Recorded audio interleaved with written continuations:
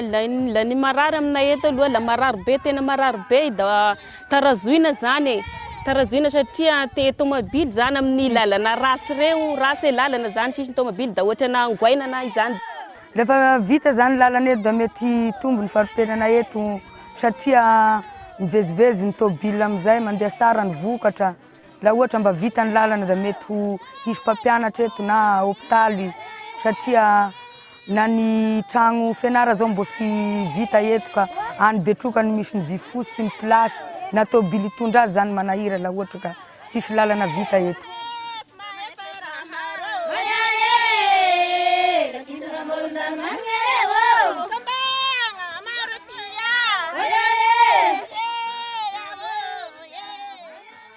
Depuis le début de son partenariat avec la République de Madagascar, la Commission européenne est très présente dans le domaine des infrastructures routières ainsi que dans le secteur du développement rural, avec l'objectif de lutter contre la pauvreté à Madagascar.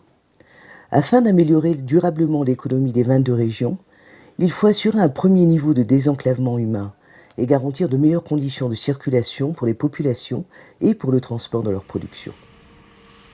Madagascar est une grande île et les routes, les moyens de communication prennent une importance particulière. L'impact des travaux routiers sur la lutte contre la pauvreté ne peut être décelé à court terme. Tout ce qui concerne la santé, tout ce qui concerne l'éducation dépendent des voies de communication.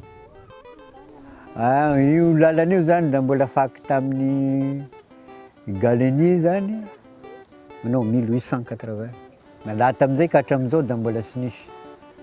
Manana vokatra be zahay nefa fomba ahoana moa hatafavoana ny vokatra satria ny automobily hitondrana anazy sy misy. Noho io lalana io sisy taxi brosy sisy iny dia mihodinkodina eto vokatra. Ny vola moa tadiavina mba avy tanzavatra. Kanefa zahay eto zany sy dia misy eo manam-bola fa mivadikadika eo avao fotsiny. Tenenako anazy hoe na sy mampisy fiovana anazy tamin'ny taloha da mbola lay sarotra ny lalana, sarotra. Au cours de mon premier mandat, j'ai toujours souligné mon engagement à construire et entretenir des routes. Nous avons construit approximativement 10 000 km de routes pendant les 5 dernières années. Aujourd'hui, en 2007, la construction et l'entretien des routes constituent encore pour nous la priorité des priorités. À présent, Madagascar a mis en œuvre un grand programme de développement de tous les secteurs. C'est le MAP, ou Madagascar Action Plan, dans lequel les infrastructures figurent parmi les grandes priorités. Nous prévoyons de construire encore 12 000 km de routes au cours des 4 prochaines années et d'entretenir près de 8 000 km de routes chaque année. L'enjeu est l'amélioration de la performance du secteur routier par la réhabilitation de routes et de ponts et par l'appui à l'entretien routier courant et périodique du réseau afin de garantir la pérennité des infrastructures et de fournir à l'ensemble des usagers un réseau correctement entretenu. Vous savez, actuellement, on parle de Madagascar Action Plan. Donc, un des objectifs de l'autorité routière, c'est de concrétiser cet engagement ambitieux numéro 2 de Madagascar Action Plan, qui est l'infrastructure reliée, de façon à réaliser des routes répondant donc aux normes de qualité. Parce que l'objectif du MAP, c'est quand même de réaliser 12 000 km de routes pendant cette période de 5 ans. Il faut quand même essayer de désenclaver notre pays pour sortir de la spirale de la pauvreté dans laquelle se trouve notre pays actuellement. Pourquoi est-ce que les infrastructures de transport, et en particulier les routes, occupent une place aussi lourde dans la coopération européenne avec Madagascar? Je crois que c'est tout à fait simple, c'est parce que le gouvernement nous l'a demandé. C'est la priorité première que le gouvernement a présentée à l'Union européenne en disant « aidez-nous d'abord dans le secteur des infrastructures routières ». On retrouve cette priorité dans le Madagascar Action Plan. Le volet numéro 1, c'est la gouvernance, qui est un volet horizontal et qui couvre l'ensemble du pays. Et puis l'engagement numéro 2, c'est infrastructures reliées. Donc aujourd'hui encore et pour les années qui viennent, le gouvernement annonce à tous les partenaires que les infrastructures, c'est la grande priorité, la nécessité du développement. Je dirais d'abord que les routes sont de toute façon nécessaires pour réduire la pauvreté. Il faut des routes. Et c'est pour cela que le gouvernement a raison de les mettre en priorité très très haut dans son agenda. Elles sont nécessaires pour intégrer Madagascar, pour que les Malgaches puissent communiquer entre eux, échanger entre eux, accéder aux services sociaux de base, acheter les produits dont ils ont besoin ou les vendre. L'Union européenne est le premier partenaire financier du gouvernement dans la mise en œuvre de la politique routière.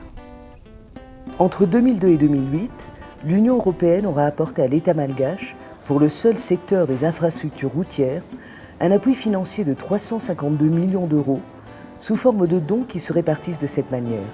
219 millions d'euros pour les travaux neufs, 91 millions d'euros pour l'entretien routier, 8,5 millions d'euros pour les actions sociales, 23 millions d'euros pour les interventions cycloniques et enfin 10,5 millions d'euros pour l'appui institutionnel.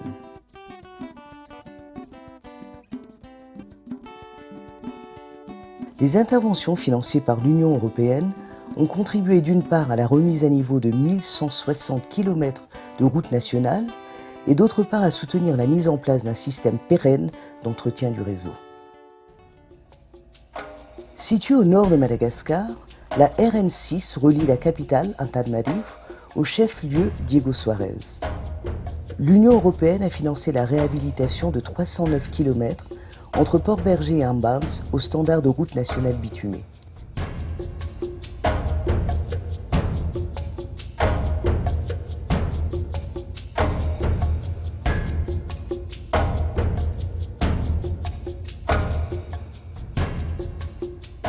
Le projet comprend également des travaux de pistes rurales connexes et d'infrastructures sociales visant à optimiser son impact sur les populations riveraines. Kerambalalanga betsaka ny azono ny fasahiragna tetaloha tsy afaka ny andeha lavitra amizany sahiragna ny andeha raha bangazy ndi varitra lanjaigny tomobily tsy afaka asara sarety tsy afaka asara misakagna ny rano. La mise en service de la nouvelle route a permis le désenclavement effectif des régions Diana et Sofia. L'existence d'un réseau de transport fiable dans ces régions constitue un élément déterminant pour le développement économique et social en facilitant l'accès aux échanges commerciaux et aux services de santé et d'éducation.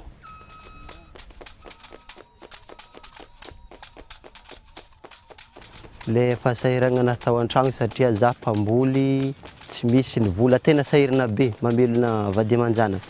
Raha nisy zany fanamboarana ny lalana dia mbo nidriky zany za niezaka mbo niaraka amin'ny namako namboatra ny lalana ke nahazo karama zany za mbo nisy fidiram-bola satria nisy ny fandraisam-bola. Pour respecter la logique d'itinéraire visant à relier deux destinations finales entre elles, certaines interventions de grande ampleur nécessitent des programmations coordonnées entre bailleurs, dans la mesure où aucun partenaire ne peut en supporter seul la charge. Ainsi, sur la RN6, l'Union européenne a financé 309 km de routes neuves, la Badea Koweït 94 et la Banque africaine de développement 63. Voici un exemple de programmation coordonnée entre bailleurs qui illustre l'approche par logique d'itinéraire. Tu peux quitter en bas 7 heures du matin et tu bouffes 11 heures ensuite. Hein. Il y a 6 problèmes. Il faut qu'on ait des retours. Il ne met même pas 24 heures pour arriver à Tana. Donc, quand on est là, on est en vis-vis. Si on est en voie, on va changement. Quand tu es là, on est désenclavé. Changement, c'est. Déjà, c'est courant à l'arbre, tu vois. On a resté finalement des légumes, exemple. Carotte baka Tananarivo maventy zay taloha sarotra zay mahita azy. Fa zio carotte miala Tananarivo maraindraigny. Le lendemain matin zay fa vanga izy amin'ny bazary eo. Izy koa rô avy eto rô maro. Zay zao fa mivanga tany carotte 1000 francs. Fa taloha zay mivanga tany carotte 2500 3000. Zay ny avantage hita. Voilà donc un impact tout à fait visible de réduction des coûts de transport, de transactions et de réduction de la durée du transport qui permet à Madagascar de fonctionner comme une économie nationale intégrée, même dans la saison difficile, dans la saison des pluies.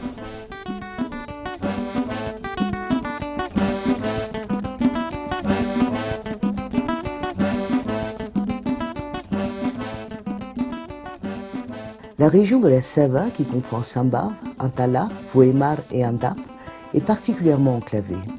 Toutefois, cette zone dispose d'un fort potentiel économique qui repose sur les cultures de rente et en particulier celle de la vanille.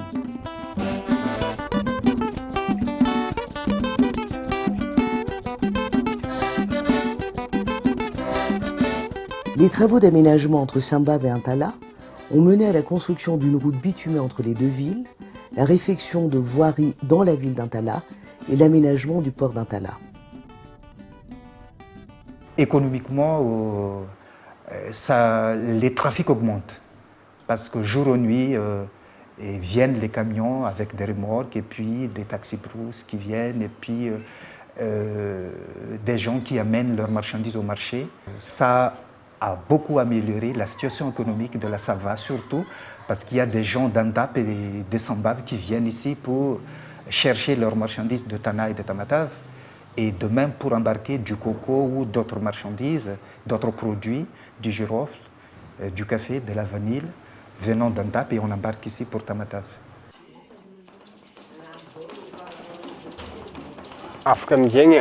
Afaka tsara zegny tomobily zegny efa milalagna tsara zegny mandeha mividy bokotrany eto malaka bokotrany eto. Tamile taloha mbola tsisy tomobily zegny mbola mijaly zegny voiture mandafo ato fa zegny. Afa mampitany vokotra zegny afa milalagna le efa vita zegny efa tsy mijaly zegny aminazy. Efa milamina zegny fiainagna aminazy fa bofa misy tomobily vetivety mandeha malaka entrany aketo milalagna vita mipotité zegny. Misy olo mpividy azy. Fa tsy olo foana magnodogno foana mandeha malaka azy ato fa mbo zahay tompony fa mandeha mandafo azy. On voit bien que la route elle-même sert d'outil, sert de point d'appui pour le développement de toute une série de secteurs économiques.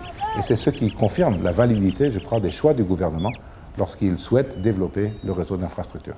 Et puis je dirais un autre résultat tout à fait important, c'est la baisse du temps de transport et la réduction des coûts de transport, qui bien heureusement vient compenser la hausse considérable des coûts du carburant aujourd'hui. Raha tsy vita lalagna goudron teto dia efa tany amin'ny 10,000 ariary ny frais mankagny Sambava fa amin'izao fotoana izao izy 900 ariary na 1500 ariary 2000 ariary maximum ny frais maketo fa raha halagna Sambava.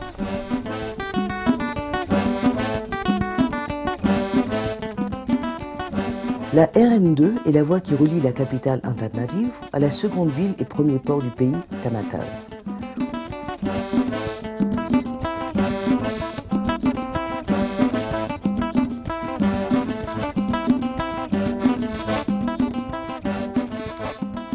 Auparavant, les camions porte-conteneurs accédaient très difficilement au port et les lieux de stationnement étaient rares et peu praticables. L'Union européenne a financé la réhabilitation de l'accès au port de Tamatave sur une distance de 6 km et le renforcement de 35 km aux abords de la ville.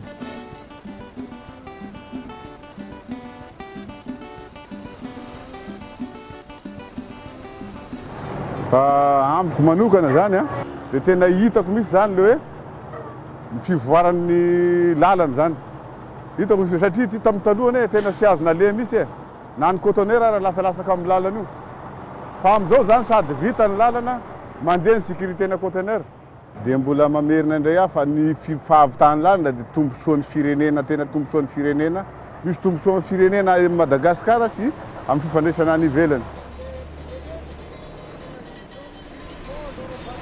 Dans le cadre du projet RN2, le pont rail-route de Brickaville a également bénéficié d'une réfection. Les poutres métalliques ont été renforcées pour pouvoir supporter à la fois le trafic ferroviaire et une deuxième voie de trafic routier.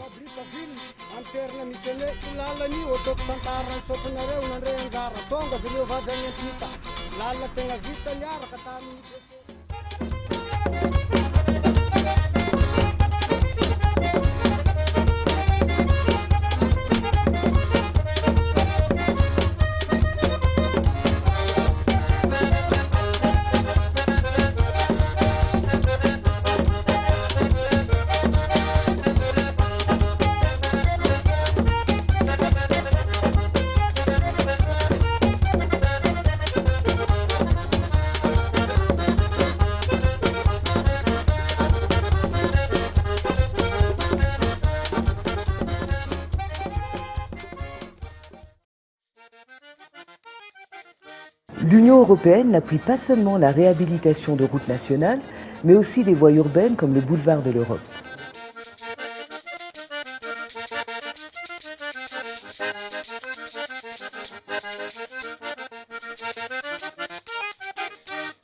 La population urbaine d'Antananarivo est passée de 300 000 habitants en 1962 à près de 2 millions actuellement. Le parc automobile a doublé durant les 10 dernières années. Grâce à la réalisation de ce projet, une partie du trafic a été transférée du centre-ville vers ce boulevard périphérique. Le boulevard de l'Europe relie 27 quartiers du centre-ville. Mijaly be mihitsy ny olona tamin'ity manodidina ity. Ny rano tonga any Apotope any mbola tsy vita ity lalana ity. Fa tena amin'izao fotoana izao izy nanala fahasahiranana ny tena be dia be mihitsy. Eo amin'ny filaminam-bahoaka zany tena niova tanteraka mihitsy. Satria taloha ity toerana ity tena masisika ihany zone roa zao zary. Fa amin'izao fotoana izao efa mba azo eritreretina hoe tena milamina tanteraka ilay fokontany manodidina hatramin'ny sin'ilay lalana.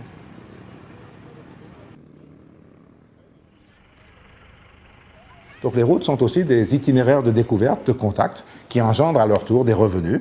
Des visiteurs, des guides, des parcs nationaux peuvent se développer, des activités d'artisanat, des activités d'hôtellerie, qui sont elles-mêmes aussi une contribution à la réduction de la pauvreté. Les routes nationales 12, 25 et 45 donnent accès au sud-est de Madagascar. La réhabilitation de ces routes bitumées assure le désenclavement de plus d'1 million de personnes et facilite leur communication. Outre son important potentiel agricole, avec les cultures de rente de poivre, café, litchi et girofle, cette région présente aussi plusieurs attraits touristiques.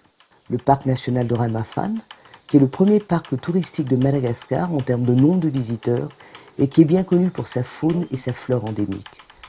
La ligne de chemin de fer Fienaram-Sumanakar, qui traverse la forêt primaire, et enfin, la ville côtière de Mananzar, où tous les 7 ans se déroule la fête traditionnelle du Sambat.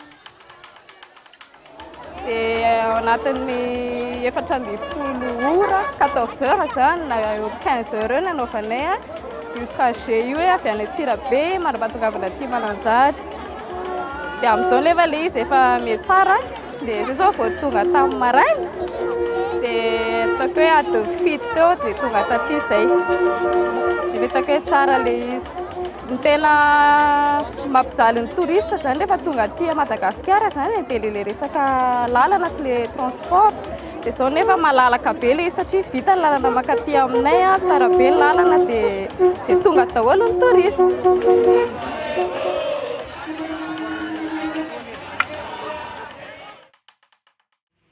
La région traversée par la RN 13 reliant Yous à Fort-Dauphin est une des zones les plus pauvres de Madagascar et la pluviométrie y est déficitaire. La population est d'environ 760 000 habitants qui vivent essentiellement de l'élevage bovin. Fort-Dauphin est aussi la dernière ville de grande importance qui n'est pas reliée de façon permanente au reste du pays. Elle est pourtant devenue un véritable pôle économique du sud de Madagascar grâce au développement des activités minières.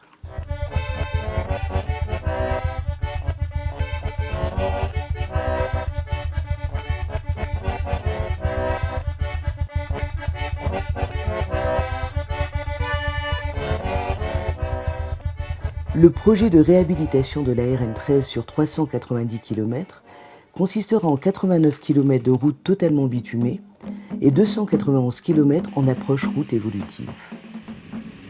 L'approche route évolutive consiste à aménager la route par phases successives en augmentant progressivement le niveau de service aux usagers. Dans un premier temps, le tracé est reprofilé, les assainissements et les franchissements réalisés. Seules les fortes pentes et les traversées des villages sont bitumées. Plus tard, lorsque l'impact économique et l'augmentation du trafic le justifieront, une seconde phase d'aménagement sera réalisée et la totalité du parcours sera alors bitumée.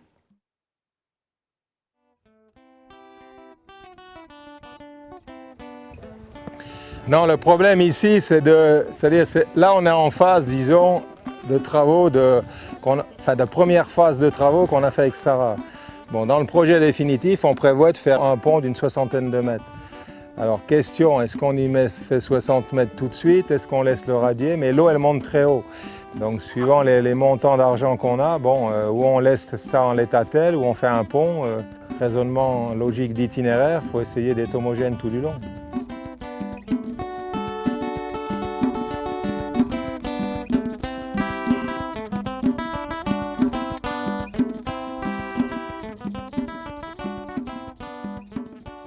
Un autre enjeu, c'est le passage fréquent des cyclones à Madagascar qui détruit quand même une grande partie de notre réseau.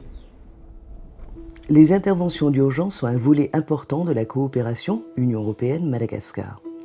L'Union européenne apporte régulièrement son aide au pays pour faire face aux catastrophes naturelles en mobilisant une aide humanitaire de premier secours et en réparant les dégâts sur les infrastructures. On a commencé à avoir des rafales assez fortes à 260 km/h à partir de 3 h du matin à la nuit de samedi à dimanche. Et donc toutes les routes étaient saccagées, toute la Djirama, les poteaux de Djirama étaient au milieu. Tout le monde s'y est mis, on a dégagé toutes les routes pour pouvoir alimenter tout ce qui était riz, farine, yaourt, tente, aide de premier secours qui a été amenée par le président malgache. Vous savez que le gouvernement a fait appel à la communauté internationale et vous savez que depuis quelques jours, les partenaires, dont l'Union européenne, étaient à l'étude pour comprendre exactement l'ampleur des dégâts, la localisation des dégâts, l'ampleur des besoins et les actions de réponse qui ont déjà été entreprises par les uns et par les autres. L'aide que l'Union européenne mobilise en réponse aux dégâts causés par les cyclones Fam et Ivan se monte à 6,8 millions d'euros. Elle servira à renforcer l'appui humanitaire qui est déjà en cours pour les populations sinistrées et à reconstruire, là où c'est possible, les infrastructures routières qui ont été endommagées par les cyclones.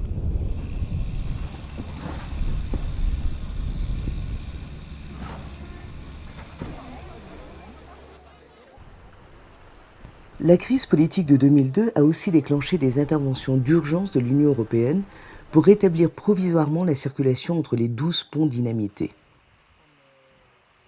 Le pont de Fatih, qui est sur la RN7, entre les villes d'Intirabé et Imboust, est un des 12 ponts dynamités lors de la crise de 2002. Une première intervention d'urgence a permis de rétablir la circulation en 15 jours, grâce au lancement d'un pont métallique provisoire. Par la suite, un pont définitif a été construit.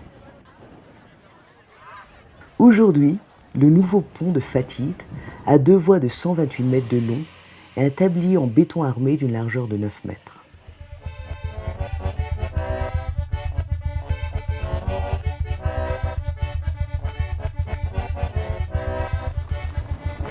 Maintenant, c'est une volonté du gouvernement malgache au plus haut niveau de procéder vraiment de façon approfondie, de façon très sérieuse à l'entretien, à la maintenance du réseau routier. Parce qu'il s'est avéré qu'on a perdu presque 1000 km par an au cours des 10 ou des 15 dernières années, du fait du manque d'entretien routier. Le financement de l'entretien à Madagascar est un problème qui n'est pas réglé. Et plus on construit des routes, plus le parc de routes à entretenir est important. Et le coût d'entretien annuel s'élève. Plus on construit des routes, plus les véhicules sont nombreux, qui endommagent, qui abîment ces routes. Donc il faut construire à Madagascar un système pérenne, un système solide de financement de l'entretien routier. Il n'existe aujourd'hui qu'à l'état d'embryon. Cette dégradation prématurée est essentiellement due à l'insuffisance des ressources consacrées à l'entretien des routes, mais aussi à l'utilisation inappropriée des infrastructures par les usagers et les riverains. Ce constat a mené au recadrage des interventions des bailleurs de fonds qui accordent désormais la priorité à la préservation du patrimoine par des opérations d'entretien et par un appui au fonds d'entretien routier. Pour entretenir son réseau routier, l'État a instauré une redevance de 7% par litre de carburant, appelée redevance pour l'entretien routier. Ces recettes, prélevées à la pompe, sont intégralement versées au fonds d'entretien routier ou FER. Cependant, ces recettes sont aujourd'hui insuffisantes pour couvrir l'ensemble des besoins en entretien périodique. Le gouvernement prévoit donc une augmentation progressive de cette redevance pour atteindre 10% en 2012. Le rôle de l'entretien, un fonds d'entretien routier, c'est de recevoir et d'administrer les fonds destinés à l'entretien routier de toutes les routes sur le territoire national. Les objectifs, c'est d'assurer à 100% l'entretien courant des routes nationales, ensuite de contribuer à l'entretien des routes provinciales et des routes communales, et aussi de participer aux travaux d'intervention d'urgence.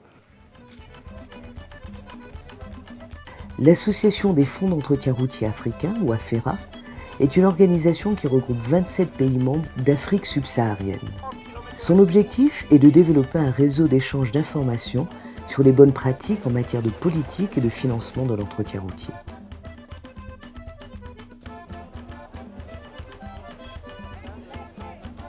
La récente réunion de l'AFERA à Madagascar est également un fait qui prouve la prise de conscience au niveau mondial et en particulier en Afrique de l'impérieuse nécessité de considérer l'entretien routier comme une activité essentielle dans le développement d'un pays.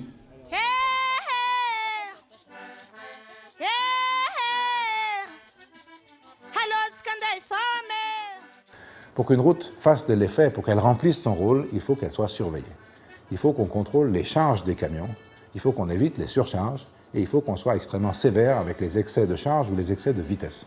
La route n'est pas là pour être surexploitée, elle est là pour être exploitée au standard où elle a été construite.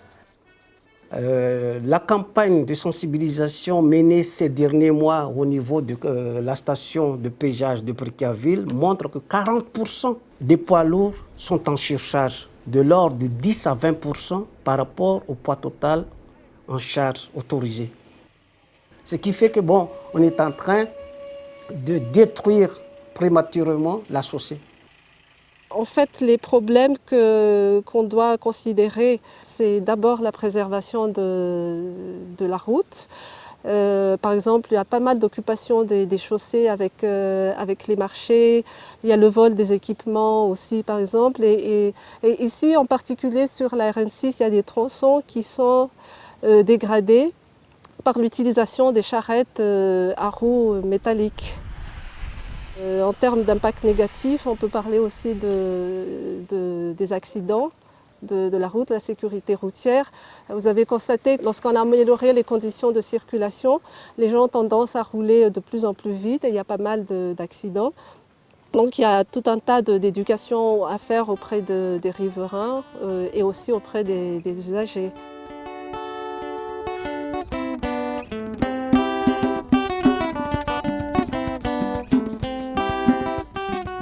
Ce qu'on a constaté, c'est qu'il y a un manque de compétences à tous les niveaux, que ce soit au niveau ingénieur, technicien supérieur, technicien, ouvrier spécialisé ou conducteur, il y a ce manquement. Donc, il faut mettre en place un programme intensif de formation si vraiment on veut atteindre les objectifs du MAP. Pour résoudre cette problématique, l'autorité routière a un service qui s'occupe justement de cette action de formation, de renforcement des capacités.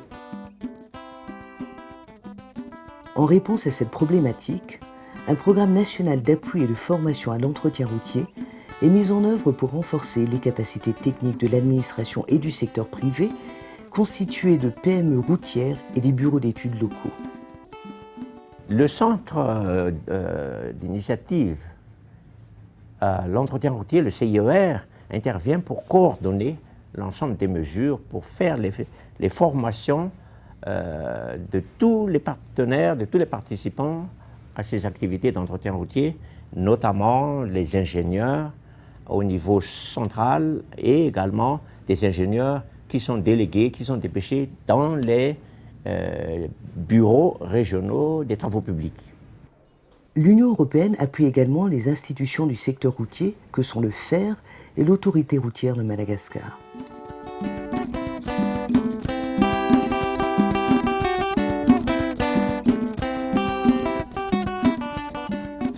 Et puis le troisième domaine, je crois, où nous devons être plus inventifs, plus imaginatifs, aller au-delà de ce que nous avons déjà commencé à faire avec le 9e FED, c'est l'accompagnement. L'accompagnement social et productif de la route. Comment est-ce qu'on peut, autour de ces routes, agrandir, élargir la zone, la région qui bénéficie de la route. Bien sûr, on peut penser aux pistes secondaires qui permettent de faciliter la communication entre des zones un petit peu éloignées et la route principale. À titre d'exemple, dans la région Sava, une ONG a piloté les travaux d'aménagement d'une centaine de kilomètres de pistes rurales connexes qui relient les localités souvent enclavées au réseau bitumé. Lafo be le PPN taty taloha satria misy transport lafo be zany tondrasana azy igny dia miakatra be le vidin'entana taty. Le PPN zany raha amin'ny lagnina vitagna lalagna ty mitovy zany le vidina entana. Efa tsy mandeha indapantso zay mividy zavatra madinidiniky refa afa ty fa fa mitovy.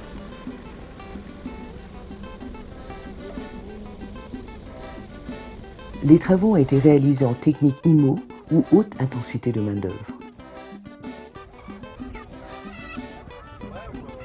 La prévention du VIH-Sida est une priorité de l'accompagnement social des chantiers routiers.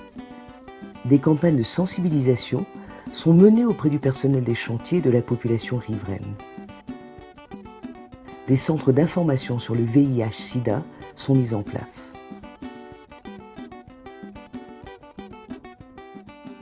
En ce qui concerne les actions sociales d'accompagnement, c'est l'amélioration des conditions de vie de la population riveraine, parce qu'on a constaté que le comportement nocif vis-à-vis de la route était dû en partie à un manque de connaissances, mais aussi parce que les activités de survie de la population dépendaient trop de la route, donc on a tendance à envahir la route.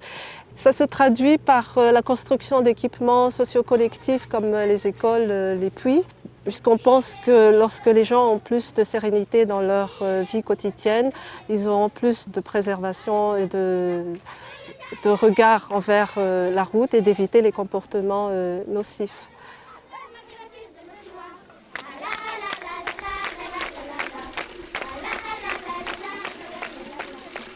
Faly dia faly tokoa zay satria ny antony dia fijaliana ho anay mihitsy ny fakana rano teto hatramin'izay nefa dia hatramin'ny isin'io borne fontaine io dia tena madio ara-pahasalamana dia miadana ny ankizy amin'ny na eo amin'ny rano sotroina na ny sisa rehetra zany dia tena azo antoka ny rano nomendry zareo ka dia isaoranay izy tompoko.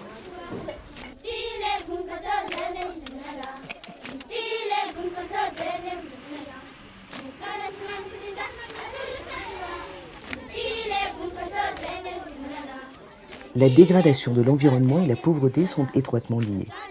Le dénuement matériel et la nécessité de subvenir aux besoins vitaux engendrent des comportements nuisibles à la protection et à l'environnement. Et en retour, la dégradation continue de l'environnement accentue à son tour la pauvreté. Pour enrayer cette spirale, l'Union européenne inclut systématiquement un volet sauvegarde de l'environnement dans les projets routiers qu'elle finance.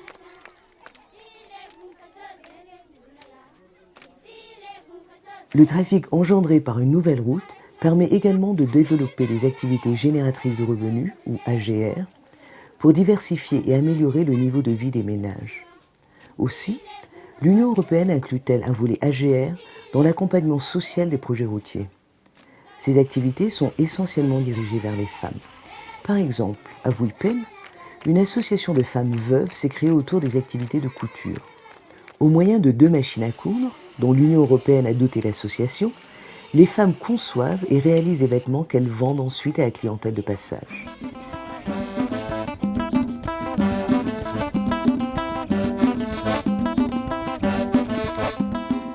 Les résultats sont déjà visibles. Les routes, par exemple, qui ont été financées, inaugurées dans différentes régions du pays et qui sont là en 2007, n'existaient pas pour la plupart d'entre elles en 2002. Beaucoup de grands axes ont été complétés. Aujourd'hui, à Madagascar, on peut relier les 6 grandes capitales de province, les unes aux autres, par des routes bitumées, quasiment continues et en bon état. Donc, en l'espace de 5 ans, on a réussi à Madagascar, grâce entre autres, mais pas seulement à l'appui de l'Union européenne, à reconstituer l'ossature, le squelette principal des grandes routes nationales, ce qu'on appelle le réseau structurant. Le développement des routes a un impact non négligeable en matière de lutte contre la pauvreté, dans la mesure où ce développement du réseau routier assure le désenclavement des régions. Et qui dit désenclavement des zones, dit facilitation des déplacements et des hommes et des biens et des personnes. Le bilan global de la coopération, il faudrait bien sûr le demander aussi à nos partenaires malgaches et aux citoyens de Madagascar qui voient les résultats de la coopération avec l'Union européenne. Moi, je dirais que de notre point de vue, et ce n'est pas seulement notre point de vue à Madagascar, c'est aussi le cas à Bruxelles, en Europe, nous considérons tous que la coopération avec Madagascar au cours des 5 dernières années a été une grande réussite. Elle a été extrêmement réussie. Elle a permis d'absorber les moyens qui étaient disponibles vite et bien dans la qualité et dans l'impact de ce que nous avons pu faire.